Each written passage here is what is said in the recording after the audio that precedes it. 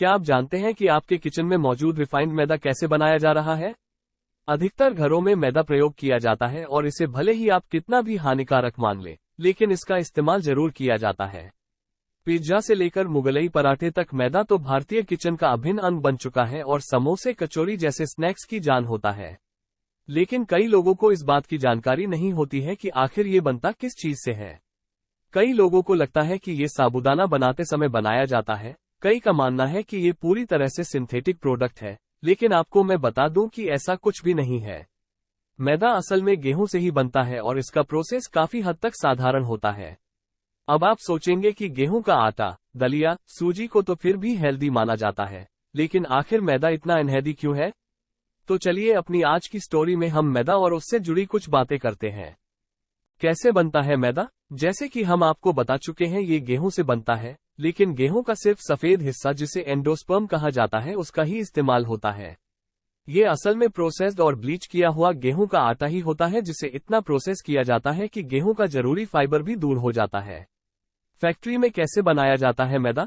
Factory में मैदा बनाने की शुरुआत सबसे पहले गेहूं के सिलेक्शन से होती है और इसमें ये सभी स्टेप्स शामिल किए जाते हैं। स्टेप 1, फर्स्ट स्टेप होता है सही तरह के गेहूं को लेकर उसकी सफाई करना।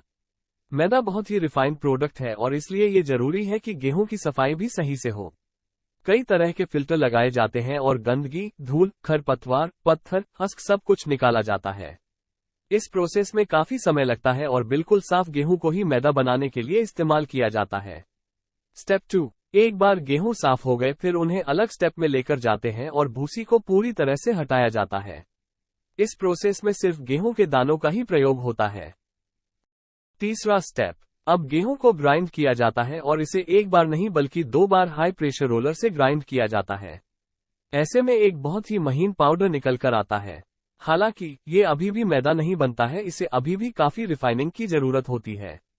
चौथा स्टेप, इस स्टेप से ही मैदे की ब्लीचिंग और केमिकल प्रोसेसिंग की जाती है।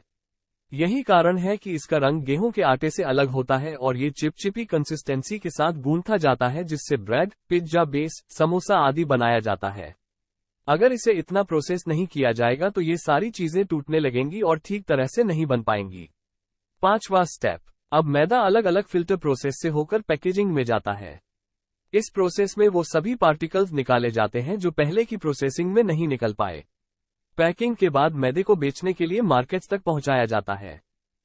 तो चलिए जानते हैं कि आखिर क्यों मैदे को अनहेल्थी माना जाता है।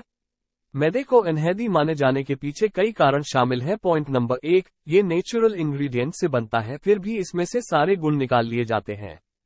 पॉइंट नंबर 2, मैदे में फाइबर नहीं होता है इसलिए ये पचाने में दिक्कत होती है। पॉइंट नंबर 3, क्योंकि इसमें गेहूं के गुण नहीं होते हैं और ये सिर्फ स्टार्च की तरह होता है इसलिए इसे ज्यादा खाने से परेशानी हो जाती है। पॉइंट नंबर 4, अगर मैदा ज्यादा खाया जाए तो मोटापे की परेशानी भी होती है। यही कारण है कि मैदे को सिर्फ स्वाद का साथी कहा जाता है। हालांकि अब तो आप समझ ही गए होंगे कि मैदा कितना नुकसानदेह भी है। तो कोशिश करें कि इसे कम ही अपनी डाइट में शामिल किया जाए। धन्यवाद। वीडियो पसंद आया हो तो वीडियो को लाइक, शेयर, कमेंट करें और चैनल को सब्सक्राइब करें।